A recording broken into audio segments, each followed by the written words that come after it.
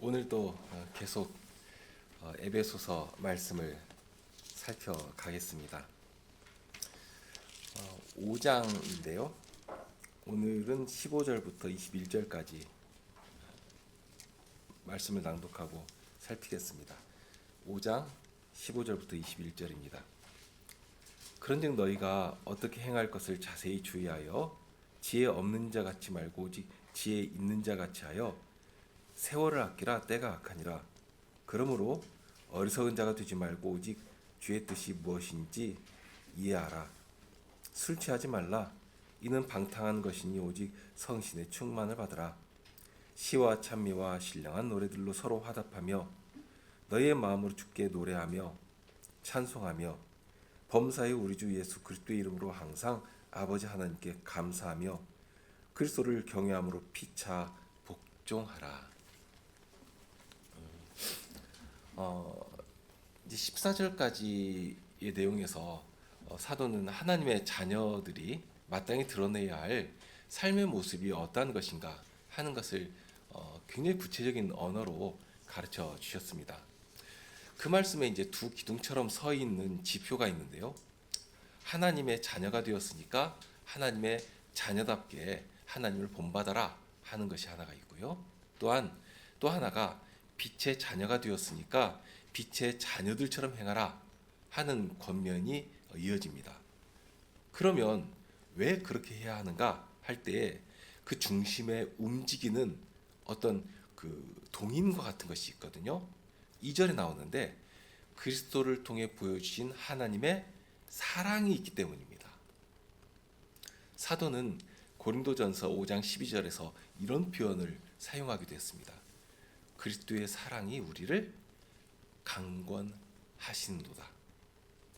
그리스도께서 우리를 사랑하신 그 사랑을 알게 되니까 누가 억지로 시켜서 하는 것 아니죠. 우리 안에서부터 일어나는 선한 소망이 있습니다. 열정이 있습니다. 주님을 사랑하는, 주님의 사랑을 받은 그 사랑 안에서 나를 드리고 그런 복되고 아름다운 삶의 모습을 드러내게 되는 것입니다. 그러니까 사도는 하나님께서 원하시는 모습이 어떠한 것인가 하는 것을 상당히 구체적인 언어로 가르쳐 주시면서, 그러니까 모르면 몰라서 못할 수가 있지 않습니까? 그럼 또 그러면 안 됩니다. 하나님께서 얼마나 슬퍼하시겠습니까? 그러니 이제는 하나님께서 바라시는 정말 복된 모습이 우리에게서 이루어지는 참 선하고 아름다운 모습이 어떠한 것인지를 알고 이게 하나님께서 원하시는 뜻이구나. 거기에 나의 뜻도 바치고 나의 생각도 바치고 이렇게 하나님께서 하나님의 선하시고 기뻐하시고 온전하신 뜻이 무엇인지를 분별하면서 살아가도록 그런 길로 이렇게 우리를 인도해 주십니다. 그러면서 15절 이하에서 사도는 또 다른 성도의 모습을 전해 주시는데요. 사도는 이제 22절 이하에 가면 하나님 나라를 건설해 갈 때 아주 기본이 되는 질서에 대해서 가르쳐 주실 것입니다. 그런데 이제 그에 앞서서 그 바탕에 깔려 있어야 할 더 중요한 정서, 원칙들 이러한 것들을 체화시키도록 이 15절부터 다시 한번 강조해서 가르치는 것이 있습니다. 그러니까 구체적인 사안을 따로 떼어가지고 그것을 따로 적용시키는 것이 아니라 그 모든 것 바탕이 기본적으로 깔려 있어야 할 거룩한 정서와 양태가 어떠한 건가 하는 것을 지금 이 15절부터 21절까지 다시 한번 가르쳐 주시는 것입니다. 만약에 이 부분을 놓치면, 예를 들면 우리가 잘 아는 말씀이 22절 이하에 나오죠. 아내들이여 자기 남편에게 복종하라 이렇게 말씀을 하시니까 이것을 가지고 남편들이 자기 아내에게 성경 말씀 들이대면서 말씀이 이러니까 내 말에 복종해 하고 한다면 그것이 얼마나 야만적이고 악한 세상의 방식이 되겠습니까? 그런 일을 하기가 참 쉬우니까요. 그런데 실은 그 말씀을 살피기 위해서는 바로 앞에 있는 21절 말씀을 알아야 되거든요. 거기에 보면 그리스도를 경외함으로 피차 복종하라 하고 하십니다. 그러니까 이것은 이 관계는 결코 일방이 될 수 없다. 서로 간에 복종을 요구하시는 법인 것인데 그런데 이런 것들을 그런 식으로 악하게 변질시켜서 이용할 수 있다는 것입니다.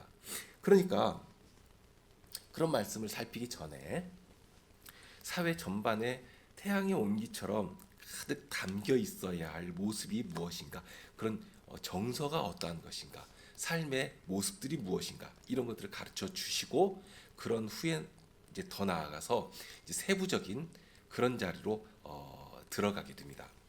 자, 오늘 읽은 부분을 보면 크게 세 가지로 세 부분으로 나눌 수가 있는데요.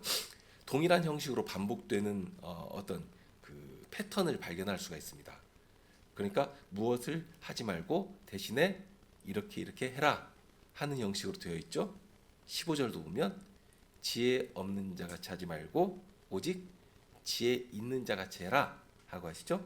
또 17절에 보니까 어리석은 자가 되지 말고 오직 주의 뜻이 무엇인지 이해해라 하고 나옵니다. 그리고 또 18절에 가보니까 거기는 술 취하지 말고 오직 성신의 충만을 받아라 하고 말씀하십니다. 자, 이렇게 하지 말고 해라 하는 그런 모습으로도 나눌 수가 있고요. 또 내용상 구분을 할 수가 있는데 15절부터 17절을 보면 거기에는 중심이 지혜를 이루는 일에, 그러니까 지혜로 분별하는 말씀, 그러니까 지혜가 중심이 됩니다. 그러면서 그것과 비교할 때 이제 18절 이하 21절까지를 보면 성신의 충만하심에 대한 교훈이 거기에 담겨 있거든요. 그러면 성신의 충만함을 받으면 어떻게 되느냐 하는 그 내용을 5가지 모습으로 이렇게 좀 구분해 가지고 구체적으로 생각하도록 가르쳐 주십니다. 거기에 보면 19절부터 21절에 보면 성도들은 신령한 노래들로 서로 화답하게 되어 있고요. 마음으로 주님께 노래합니다. 그리고 찬송합니다. 그리고 20절에서는 모든 일에 하나님께 감사한다는 말이 나오고요. 그러면서 21절에는 그리스도를 경외함으로 서로 피차간에 복종하게 된다 하고 말씀합니다.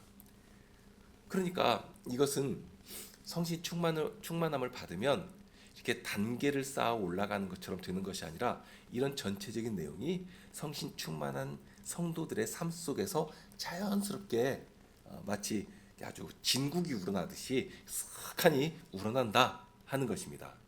이렇게 성신의 충만함을 받으면 찬송하고 감사하고 서로 복종하고 서로 섬기고 하는 이런 모습들이 자연스럽게 그 사람을, 그리고 그 사람이 서 있는 그 사회를 지배하고 나가게 됩니다.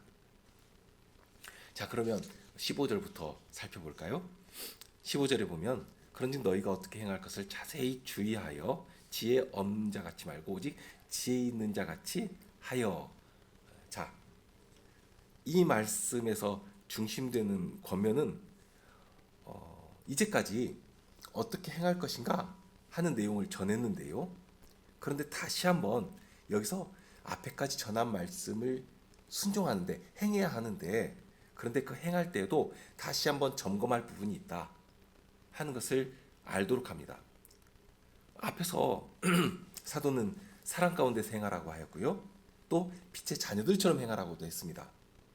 그런데 다시 한번 점검하도록 하시는 것이죠. 내가 어떻게 행해야 할 것인가 다시 한번 주의 깊게 살피라 하고 권면하시는 말씀입니다. 사도는 앞에서 계속해서 성도가 어떻게 살아야 할 것인지를 구체적으로 가르쳐 주셨습니다. 음행과 온갖 더러운 말과 탐욕은 그 이름이라도 불러서는 안 된다.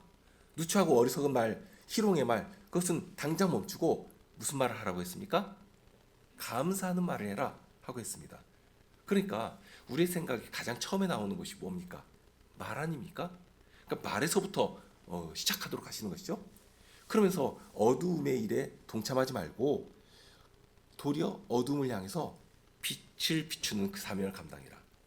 빛을 비추어서 그 더러운 것을 들춰내라 하고 말씀합니다. 다만 여기서 이제 주의할 것은 어둠을 들추겠다고 무슨 운동하고 돌아다니라는 말은 아닙니다. 사회의 불의와 악을 내가 이거 운동해가지고 없애야 되겠다, 이런 뭐 사회운동이라든지 이런 거 하고 다니라는 말씀은 아닙니다. 빛은 그냥 존재 자체로 빛입니다. 그리고 빛이 어둠에 서 있으면 그 존재 자체로 어둠은 물러나게 되어 있습니다. 무엇을 해서 물러나는 것 아닙니다. 빛이기 때문에. 그런데 이미 우리를 빛의 자녀로 불러주셨거든요. 그러니까 우리가 어둠 가운데 들어갈 때 그 어둠은 물러나고 거기에 빛이 존재하게 되는 것입니다. 자, 그러니까 이런 것들. 그러면서 빛은 존재하는 것 자체로 벌써 그런 능력을 발휘하게 되는데요. 이제 15절에 보면 지혜 없는 자와 지혜 있는 자가 대조되어 나옵니다. 이제 문제가 이제 좀 생각되는데, 그러면 어떻게 해야 지혜 있는 자가 되겠는가 하는 것입니다. 지혜 없는 자와 같이 하지 말고 지혜 있는 자처럼 행하라고 했으니까요. 그러면 어떻게 하는 것이 지혜롭게 하는 것인가? 이 지혜라고 하는 말을 우리가 참 좋아하는데요. 일상에서도 지혜가 있다든지 또는 없다든지 하는 말을 하지 않습니까? 그리고 보통 지혜라고 할 때는 삶을 헤쳐나가는 경험된 지식을 보통 지혜라고 말을 하죠. 일상의 어려움이나 어떤 난관을 슬기롭게 잘 헤쳐나가면 참 지혜롭다 하고 말합니다. 그러면 성경에서 지금 사도가 말씀하시는 지혜도 그런 지혜이겠는가 하는 것이죠. 잠언 1장 20절에 보면 지혜가 길거리에서 부르며 광장에서 소리를 높이며 하는 말씀이 나옵니다.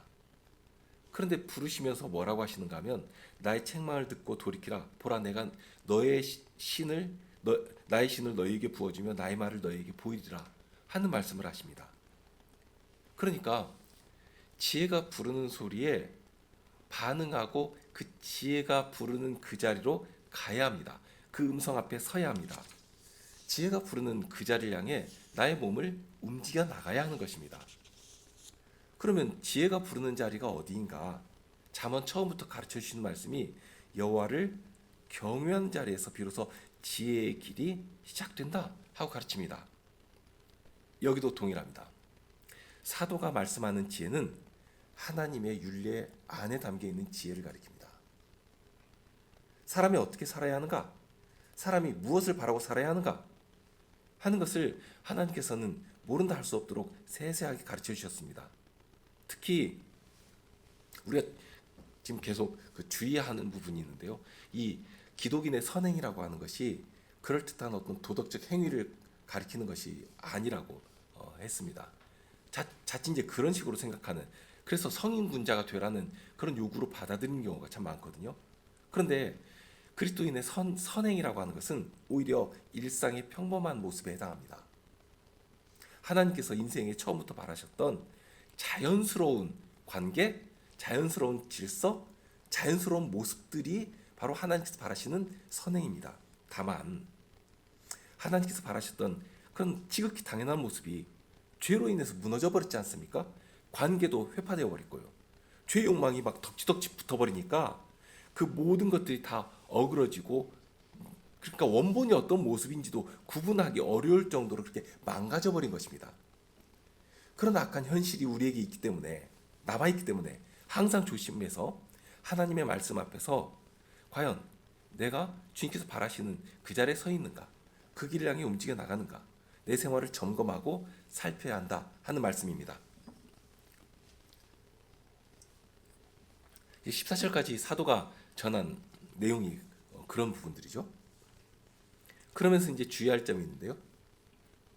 지혜의 말씀이라고 생각되더라도 그것을 어떻게 지혜의 말씀인가를 구분할 수 있겠는가? 구체적으로 적용할 때 항상 주님의 교회를 건설해 나가는 그 자리에 그 지혜가 포함되어 있어야 합니다. 그러니까 내 개인적인 관점에서 무슨 문제를 해결하고 그렇게 하면 참 지혜롭다 하고 말하려고 하면 안 된다는 말씀입니다. 지금 사도가 처음부터 강조하는 것은 그리스도께서 우리를 불러주시고 연합시켜 주신 교회를 이룸에 있습니다. 함께 교회를 이루고 교회 사명을 감당하는 데 있습니다.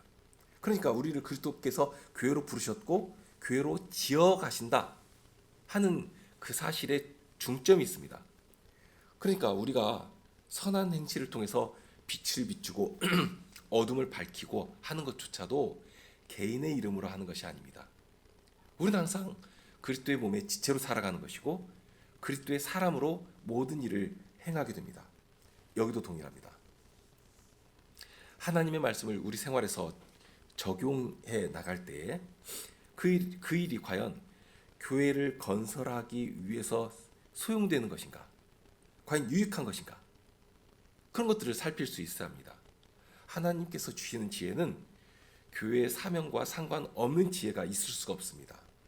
다시 말하면 성도의 교통을 더욱 견고하게 하고 그리스도의 몸을 세우고 복음을 흥왕케 하는 그 일과 상관없는 지혜는 없다 하는 점을 어떻게 보면 바로미터처럼 우리 앞에 딱 기준으로 세워놓고 늘 이렇게 대입해서 살펴보는 것이 참 지혜로운 일입니다. 자, 이어서 16절에 보면 세월을 아끼라는 말씀을 합니다. 세월을 아끼라고 했는데요.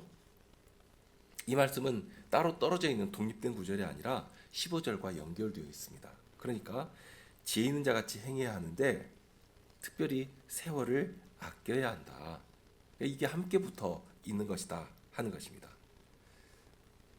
이 세월을 아끼라 하는 말은 꼭 그 예수 믿는 사람에게만 해당되는 것은 아니지 않습니까? 믿지 않는 사람들도 뭐 시간은 돈이다 하는 말도 하고요.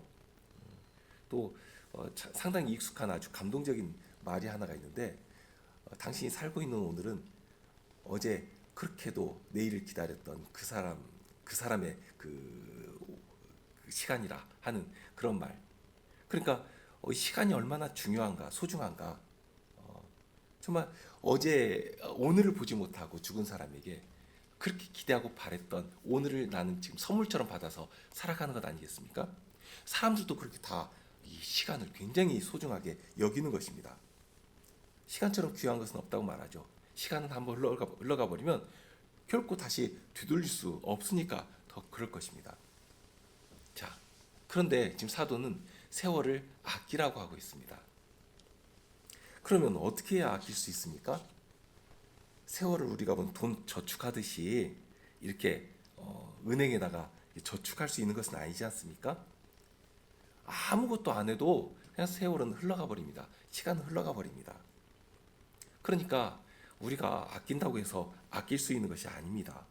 다만 아낀다는 것은 이 시간의 흐름 안에서 해야 할 중요한 일이 있다 하는 의미입니다. 쉽게 말해서 시간을 가치 있게 사용하는 것이 아끼는 것입니다. 여기 이제 아낀다는 말은 그 일상에서 흔히 사용하는 용어라기보다는 경제적인 용어입니다. 그러니까 쉽게 상인들이 장사를 하지 않습니까? 돈을 지불하고 무엇인가를 사는 것인데요. 그렇게 돈을 지불하고 산다고 할 때 그것이 아낀다 하는 이 말이 사용되는 용례입니다. 성경의 그 갈라디아서 3장 13절에 보면 율법의 저주에서 우리를 속량하셨다, 값을 지불하시고 건져내셨다 할 때에 동일한 말로 사용되거든요. 그리고 골로새서 4장 5절에도 보면 외인을 향하여서는 지혜로 행하여 세월을 아끼라 하는 말씀도 하십니다. 그러니까 지혜로 행하여서 세월을 아껴야 한다. 그러니까 이 아낀다고 하는 말은 시간을 내가 돈을 지불하고서 사듯이 그렇게 소중하게 살아내야 한다 하는 것입니다. 특별히 지금 사도는 우리가 살아가는 이 시대에 대해서 때가 악하다 하는 말로 규정하고 있거든요. 악하니까 더 소중하게 여기고 그 시대를 살아내야 하는 것입니다. 이렇게 악하기 때문에 어찌 보면 우리가 감당할 수 있는 사명이 쉽기도 하고 어렵기도 합니다. 앞에서도 말씀드렸지만 빛의 자녀로 행하라 하는 것을 볼 때도 우리는 그냥 존재 자체로 빛을 발하게 되어 있습니다. 그리고 어둠이 짙어질수록 그 빛은 더 강렬한 능력을 발휘하게 되거든요. 깜깜한 밤일수록 작은 촛불 하나도 굉장히 뚜렷하게 그 능력을 발휘하는 것입니다. 이렇게 시대가 어둡기 때문에 어떤 면에서는 우리가 존재하는 것 그 자체로도 사명을 수행하는 길이 될 수 있다는 것입니다. 그리스도의 복음은 더욱 강렬한 능력을 발휘하게 되는 것입니다. 우리가 하나님의 자녀로 그 말씀과 부딪히고 씨름하며 살아가는 그 자체로 하나님께서는 우리를 빛의 자녀로 세워주신다 하는 것입니다. 하나님께서 우리를 사용하셔서 세상의 빛이 되도록 하셨고, 또한 빛의 자녀로 생활하면서 어떤 사명을 감당해야 할지 그걸 알려주셨습니다. 8절에 그러셨죠. 너희는 이제 주 안에서 빛이라. 그러니 빛의 자녀들처럼 행하라 하고 하셨습니다. 그리고 이것은 대단히 시급한 명령입니다. 당장 행해야 할 명령이거든요. 그런데 이런 명령을 받았으면서도 여전히 흐느적거리고 유유자적하니 세상이 주는 구원을 쫓아 살아간다면 그건 안 될 일입니다. 정말로 시간을 내 값을 지불하고 내 월급 가운데서 이만큼 많은 돈을 지불하고서 사는 심정으로 그렇게 시간을 아끼고 거기에 그리스도인의 선한 증거들을 담아내야 하는 것입니다. 17절로 가시죠.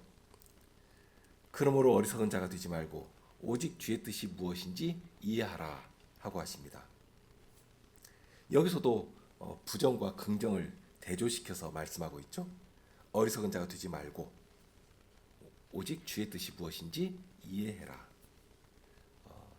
이 말씀까지가 이제 15절에서 언급한 지혜에 속한 내용이기도 합니다. 그러면 어떻게 지혜롭게 분별하여서 주님의 뜻을 이해할 수 있겠는가? 이게 이제 문제로 남을 것인데요. 시편 119편 9절에서 시인은 이렇게 고백했습니다. 청년이 무엇으로 그 행실을 깨끗하게 하리이까? 주의 말씀을 따라 삼갈 것입니다. 어떤 인생도 주님의 말씀을 따라서 자신의 말, 행동, 삶을 삼가지 않으면 안 됩니다. 여기서 삼간다고 하는 것은 자신의 생활 기준이 되는 말씀에 맞춰서 살아나간다 하는 의미입니다. 그러니까 방종한 자처럼 자기 멋대로 자기 기분대로 살아가는 것이 아닙니다.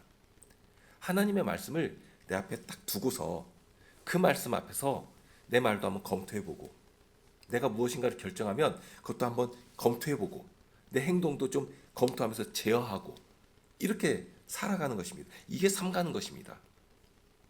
여기 이해하라 하는 말씀도 그렇습니다. 디모데전서 6장에 보면 사도는 그리스도의 말씀과 경건에 관한 교훈에 창념하라 하는 권면을 하시거든요. 창념하라.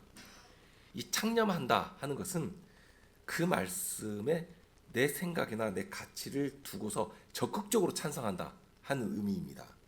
그러니까 마음만 그래 저 말씀 참 좋네 이게 아니고요. 마음으로도 인정하고 내 몸을 거기에 딱 밀착시키는 것을 가리킵니다. 그러니까 이것은 생각만 그렇다는 것이 아닙니다. 마음 중심에서부터 그러하는 것이고 더불어서 몸까지라도 그 말씀에 바짝 기대 가지고 나가는 것입니다. 그렇게 하면 성신께서 깨닫게 하시고 우리 마음 눈을 밝혀 주실 것입니다. 예수님께서 성신님으로 분명하게 약속하신 사실 있지 않습니까? 성신께서 오시면 가르쳐 주시고 알게 하실 것이다 하고 분명하게 약속해 주셨습니다. 그러게 담대하게 주님의 뜻이 무엇인지 이해하기 위해서 관심도 가지고 시간도 투자하고 과연 그 말씀이 그러한가 내 삶에서 적용도 해보고 한 말씀 배웠으면 한 말씀을 적용해보면서 그렇게 확인하면서 살아가는 것입니다. 이런 것이 삼가는 것이죠. 이렇게 삼가지 않는다면 누구도 그 행실을 깨끗하게 하지 못한다 하고 말씀합니다. 이제 사도의 권면은 또 다른 중요한 교훈으로 이어집니다. 18절인데요. 거기에도 두 대조가 나오죠. 술 취하지 말라. 이는 방탕한 것이니 오직 성신의 충만을 받으라 하고 하십니다. 이 아주 선명하게 대조되는 것 같이 보이는 이 두 가지 내용을 그러니까 술 취하는 것과 성신의 충만을 대비시키면서 가르쳐 주십니다. 이 술 취하지 말라 하는 말씀은 로마서 13장 13절에도 나옵니다. 거기 보면 낮에와 같이 단정히 행하고 방탕과 술 취하지 말며 음란과 호색하지 말며 쟁투와 시기하지 말고. 자, 여기 보면 여기도 비교가 나오죠. 밝은 빛 아래서 단정히 행하는 것이 나오고요. 거기에 그 대조해 가지고 어둠에 속한 것, 방탕한 것, 술 취한 것, 음란과 호색과 투쟁과 시기하는 것, 이런 것들을 언급했습니다. 그러니까 이러한 것들이 어둠에 속한 대표적인 모습들입니다. 음습한 곳으로 기어들어가 가지고 술판 버려놓고 난잡하게 굽니다. 술을 자신의 감정을 제어하지 못할 정도로 퍼마십니다. 나중에는 사람이 술을 마시는지 술이 사람을 마시는지 모를 지경까지 갑니다. 그러면 그러한 일이 언제 일어나는가? 데살로니가전서 5장 7절에 보면 자는 자들은 밤에 자고 취하는 자들은 밤에 취하되 하고 했습니다. 밤입니다. 어두운 때에 음침한 속에서 그러한 일을 한다 하는 것입니다. 술을 마시는 것 자체로 죄가 될 수 없죠. 그런데 술의 성격 하나가 이성을 마비시키고 인생의 쾌락을 추구하도록 만든다 하는 점이 문제입니다. 그러니까 출구와도 같이 어떤 죄 통로 역할을 하는 것입니다. 이 술이. 이와 유사한 다른 예를 들 수가 있는데요. 부부 안에 주신 성의 기쁨을 인생의 쾌락을 위해서 더럽게 이용하는 것과도 약간 유사한 부분이 있습니다. 로마서 1장 27절에 보면 이와 같이 남자들도 순리대로 여인 쓰기를 버리고 서로 향하여 음욕이 불릴 듯하며 남자가 남자로 더불어 부끄러운 일을 행하여 저희의 그릇 때문에 상당한 보응을 그 자신에 받았느니라 했습니다. 자, 여기 순리대로 쓴다는 표현이 나오죠. 이 순리대로라고 하는 말은 하나님께서 인생을 지으실 때 처음부터 하나님께서 아주 복된 경영을 위해서 내신 질서가 있고 제도가 있거든요. 그 질서에 따라서 움직이는 아름답고 정당한 일을 말합니다. 마치 기차가 철로를 따라서 안전하게 달리는 것과도 같습니다. 기차는 철로 위를 달려야 가장 안전하고 좋죠. 선한 것입니다. 그런데 만약에 이거 나 갑갑해서 못 살겠어 하고 철로를 벗어나면 어떻게 됩니까? 탈선 사고가 나오는 것입니다. 바다의 왕이라고 할 만한 범고래가 바다가 좀 답답하다고 무트로 올라와 버리면 어떻게 됩니까? 올라오면 죽는 것입니다. 하나님께서 사람을 남자와 여자로 창조하시고 그들을 통해서 이 두 사람의 관계를 통해서 복된 사명을 수행하도록 하셨습니다. 그럴 때 이 사명, 하나님께서 맡기신 사명이 고역과 짐이 되지 않도록 거기에 인생의 즐거움과 기쁨도 함께 담아 놓으셨거든요. 그러니까 즐겁게 사명을 수행하도록 성의 기쁨도 선물로 주신 것입니다. 그런데 하나님께서 내신 목적에는 관심이 없고 그 안에 담아두신 이 복된 관계를 자신의 쾌락을 위해서 꺼내가지고 변태적으로 이용해버리는 것입니다. 그 결과 거기에 합당한 보응을 받았다 하고 말씀합니다. 주님의 심판이 거기 임하는 것입니다. 동일합니다. 포도주는 하나님께서 주신 귀한 선물입니다. 포도주는 사람의 힘을 북돋우며 기분을 상기시킵니다. 신명기 32장 14절에 보면 소의 젖 기름과 양의 젖과 어린 양의 기름과 바산 소산의 수양과 염소와 지극히 아름다운 밀을 먹이시며 또 포도즙의 붉은 술을 마시우셨도다 하고 하나님께서 축복하시는 내용을 담아 놓았습니다. 하나님께 주시는 복의 내용입니다. 이것이 이스라엘이 주신 하나님의 사랑의 표현이고요. 구체적인 은혜 받음의 증거였습니다. 이들을 어려움에서 건져내시고 애굽의 그 어려움 고난 가운데서 건져내시고 그 상처를 싸매시고 회복해 주시면서 하나님께서 축복해 주시는 증거로서 이런 말씀들을 하신 것입니다. 그러니까 하나님께서 너희를 사랑하시고 축복하셔서 그렇게 포도즙에 붉은 술을 마시게 하셨다 하고 말씀하신 것입니다. 우리 성경에 보면 이제 포도주와 술이 구분되어서 나오거든요. 보편적으로 이제 술이라고 번역된 부분을 보면 거기에는 좀 부정적인 의미가 강하게 담겨 있고요. 포도주로 번역된 부분을 보면 다 그런 건 아닌데 상당히 긍정적인 의미가 강하게 담겨 있습니다. 그런데 원문을 보면 그게 동일한 단어로 되어 있습니다. 독주는 좀 다릅니다만 술이나 포도주나 동일한 단어가 사용됩니다. 그러니까 실제로는 구분이 되지 않는 것이죠. 동일한 포도주, 동일한 술인데 어떤 때는 그렇게 긍정적인 의미로 하나님의 축복의 증거가 되고 또 그로 인해서 하나님의 복을 받은 자들은 포도주를 마시며 기뻐하며 주님의 축복 가운데 참여하게 됩니다. 그런데 동일한 포도주를 가지고 심판을 행하시거든요. 술을 마시고 취하게 하시고 그 위에 하나님이 진노를 쏟아 부어버리시는 것입니다. 심판을 하시는 것인데요. 그러니까 문제는 그것을 순리대로 이용하지 못하고 자신의 쾌락을 위해서 절제하지 않고 마실 때는 하나님의 저주가 술과 함께 그에게 임한다 하는 것입니다. 남녀의 성이나 술이나 그런 면에서 유사한 부분이 있습니다. 하나님께서 주신 질서 안에서 그것을 받아 진짜 기쁨 가운데 누리면 그것이 축복이 됩니다. 하나님께서 지으신 모든 것을 감사함으로 받으면 버릴 것이 없는 것이거든요. 그런데 어둠에 속한 자들은 하나님께서 주신 이 선물들을 순리대로 사용하지를 않습니다. 술이 가진 특성 중에 하나가 취하게 만든다 하는 것입니다. 성경에서도 술 취하지 말라 하는 경고를 수도 없이 해주신 것을 보게 됩니다. 또 독주를 마시지 말라고도 하십니다. 잠언에서는 심지어 포도주를 보지도 말라는 말씀을 하시거든요.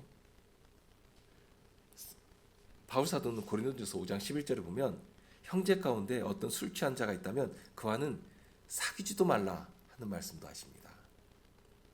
아마 이 술에 취했다, 술 취하는 자라고 하는 말이 아마 술주정뱅이라고 표현할 수도 있을 것입니다. 그러니까 술을 감사함으로 받는 것이 아니라 자신의 쾌락을 위해서 먹고 마시는 것입니다. 감사함으로 받을 때에는 절제하게 되거든요. 잠언 23장 1, 2절에 보면 이런 말씀이 있습니다. 내가 관원과 함께 음식을 먹게 되거든 삼가 내 앞에 있는 자가 누구인지 생각하며 네가 만일 탐식자이든 내 목에 칼을 둘 것이니라. 이게 어떤 권력자 앞에서 음식을 먹게 된다면 절제해라, 삼가라. 네 앞에 있는 사람이 누군지 생각하고 조심해라 하는 말씀이죠. 물론 이게 자기의 직속 상관이나 어떤 권세자 앞에서만 조심하라 하는 말씀은 아닐 것입니다. 세상 교훈으로도 누가 음식을 대접할 때에는 그 음식 대접하는 사람이 어떤 사람인가를 분별해야 합니다. 세상에 공짜는 없다는 것이 진리거든요. 공짜 밥을 한번 먹고 나서 피를 토하는 사람들을 많이 볼 수 있지 않습니까? 더구나 누구에게 대접받기 좋아하고 절제하지를 못한 사람이라면 이 말씀 교훈대로 보면 목에다가 칼을 두라고 했습니다. 탐식하여서 절제하지 못하면 나의 목을 겨눈 그 칼이 목을 치고 내 숨통을 끊을 것이기 때문입니다. 우리는 하나님께서 주신 것들을 선하게 사용해야 합니다.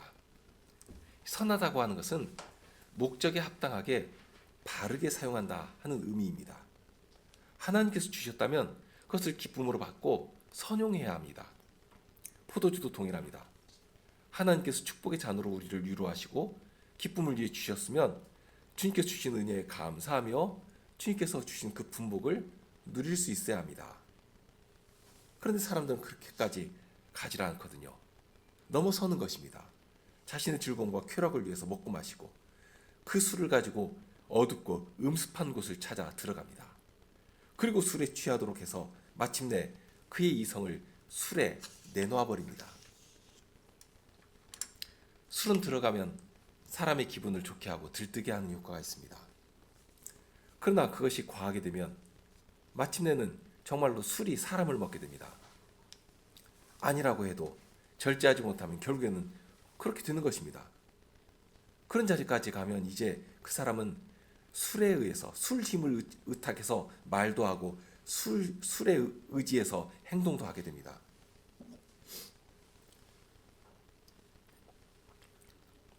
성도들은 결코 술에 취해서는 안 됩니다. 바울 사도가 권면한 것처럼 술 취한 자는 사귀지도 말라고 하셨거든요. 더구나 내가 그렇게 되면 안 되지 않습니까? 그러면 술 대신에 무엇으로 가득해야 한다고 말씀하시는가? 성신으로 가득해야 한다 하고 말씀하십니다. 이거 충만한다 하는 표현으로 했는데요. 마치 술꾼이 술 힘에 의해서 살아가고 말하고 하는 것처럼 우리는 성도들은 성신으로 가득해서 입에서 술 냄새 대신에 그리스도의 향기가 나야 하는 것이고 술로 이성과 의지가 마비되는 대신에 내 모든 것을 성신님께서 주장하시고 성신님으로 말미암아 움직이도록 해야 한다는 것입니다. 사람들이 술에 취했다고 해도 다 이성이 있고 의지가 있습니다. 술을 빌미로 그것을 발동해서 나쁜 짓을 하는 것뿐입니다. 정말 그렇죠. 술에 취해서 술 때문에 그랬다 하는 말은 정말 악한 변명에 불과합니다. 오히려 하고 싶은 것을 술을 먹고서 술을 핑계 삼아서 하는 것뿐 아닙니까? 그러니 더 악한 것입니다. 어둠에 속한 자들은 그렇게 술로 가득해서 술의 힘으로 말도 하고 행동도 합니다. 술의 힘에 의지해서 용기를 내서 무엇인가를 하는 것입니다. 그런 것처럼 우리도 성신으로 충만해야 합니다. 성신을 의지해서 무엇이라도 해야 합니다. 내 의지와 힘을 성신님께 드리고 성신님에 의해서 움직이며 살아가야 합니다. 성신님으로 인해서 성신님의 이름을 빌어서 무엇이라도 용기 내서 담대히 해야 합니다. 모든 것을 주님께 맡기고 하는 것입니다. 충만하다는 것은 가득하게 되는 것을 말합니다. 그러면 어느 정도까지 가득해야 되는 것인가? 예를 들면 바울 사도도 성신의 충만함을 받아서 살았을 것이고요. 예수님은 더 말할 것이 없죠. 자, 충만하게 된다 하는 점에서는 우리도 동일하게 예수님처럼 충만해야 합니다.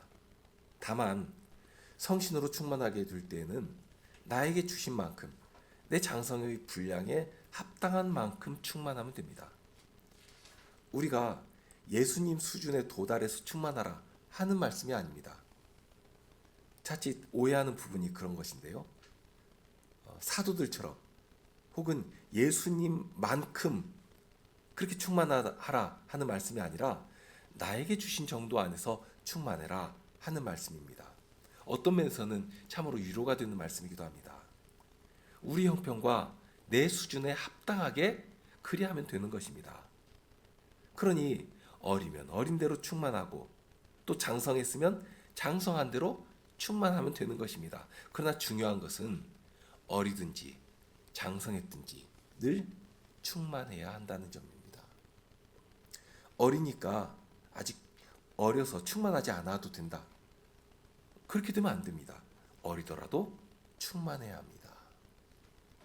이 충만하다는 말은 조금 전에 술에 취한 사람에게서 그에게서 술 냄새가 나고 술 먹은 티가 나고 하는 것처럼 성신으로 충만한 사람에게서는 성신으로 인해서 그리스도의 향기가 나고 그리스도의 성품이 드러나게 되는 것입니다.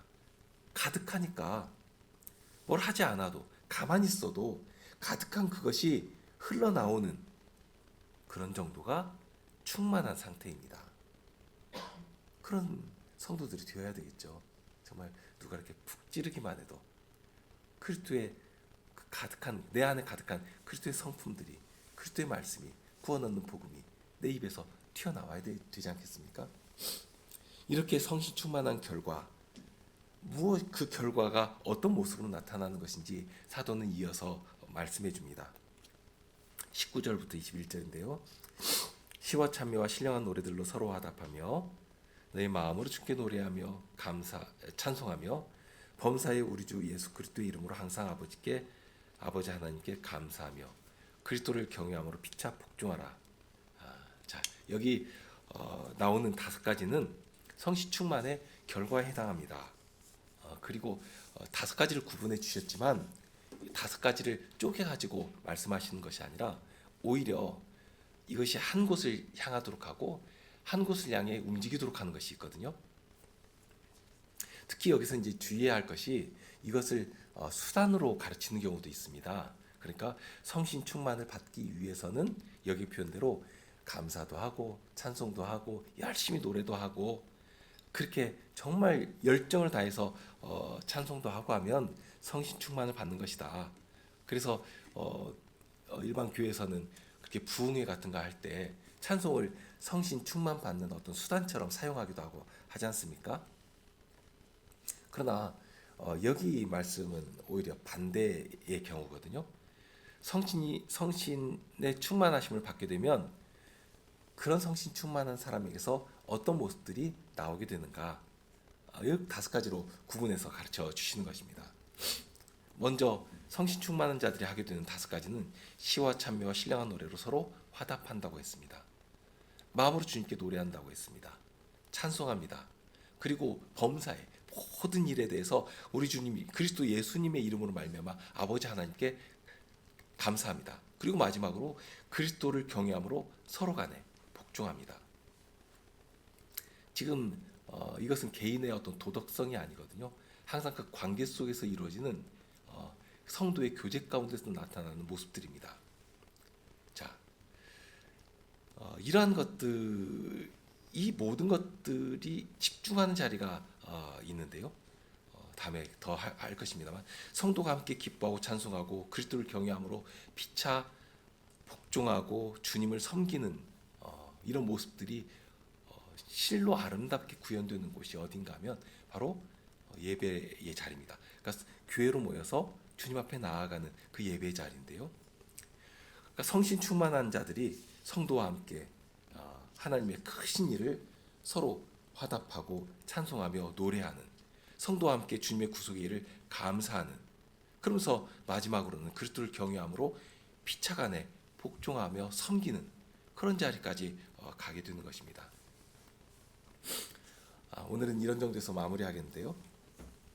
성도라는 이름은 주님께서 우리에게 주신 신분 이름입니다. 이미 주신 이름입니다. 그러니 성도라면 성도답게 우리의 생활에서 그리스도의 향기가 이렇게 풍겨져 나와야 합니다. 그러기 위해서 우리는 주님의 말씀을 늘 배우고 배운 말씀을 가지고 우리 생활을 점검하고 정말 힘들지라도 이렇게 점검하고 적용시키고 그렇게 살아내야 합니다. 하나님의 뜻이 무엇인지를 이해할 때도 그렇습니다. 머릿속으로만 탐구하고 연구한다고 해서 결코 이해할 수 없거든요. 하나님께서 교회를 통해 내려주신 말씀이 과연 그러한가 하는 것을 성도의 교제 가운데서 적용시켜보고 우리를 파송하신 세상 속에 들어가서 그 말씀을 가지고 살아내고 정말 힘들지만 싸우고 투쟁하고 이게 전투하는 교회로서 우리가 살아가는 것입니다. 그리고 마지막에 늘 성신의 충만함을 받아야 합니다. 성신의 충만함을 함은 내가 무엇을 해가지고 받는 것은 아닙니다. 이미 주님께서는 약속하신 대로 교회에 성신님을 부어주셨습니다. 우리와 늘 함께 하십니다. 다만 우리와 함께 하시는 이 성신님을 슬프시게 하고 근심케 해드릴 수가 있다는 것입니다. 성령께서는 우리를 늘 말씀으로 찾아오십니다. 그 말씀으로 우리를 이끄시며 성신을 의지하며 살아가는 것이 무엇인지를, 정말 성신으로 가득하게 되는 것이 무엇인지를 우리가 누리며 살아가기를 바라시는 것입니다. 그런데 그런 말씀으로 나를 자극하실 때에도 오히려 다른 것을 바라보고 그 말씀을 그냥 무시하고 성신을 의지하는 태도를 점점 멀리하고 이렇게 성신을 소멸하는 일이 있을 수가 있다 하는 것입니다. 그렇게 되어서는 안 됩니다. 그렇게 되면 하나님과 상관없이 살아버리게 되는 것입니다. 우리는 언제라도 성신의 인도하심을 말씀 안에서 발견하고 우리의 발을 성신의 가르치심을 따라서 옮겨 놓아야 합니다. 그렇게 한 결과 성도가 함께 모여 화답하고 주님의 구속을 서로 고백하며 하나님께 올리는 찬송이 더욱 힘을 얻어가고 더욱 온전하여지고 그렇게 하늘에 울리는 찬송의 자리로까지 갈 수 있도록 이끌어 주시는 것입니다. 그런 삶의 모습들을 우리가 일주일의 생활이 우리에게 남아 있을 것인데요. 그런 삶의 모습들 가운데서 우리가 살피면서 구체적으로 적용시켜가는 그런 시간들이 되시기를 바랍니다. 함께 기도하시겠습니다.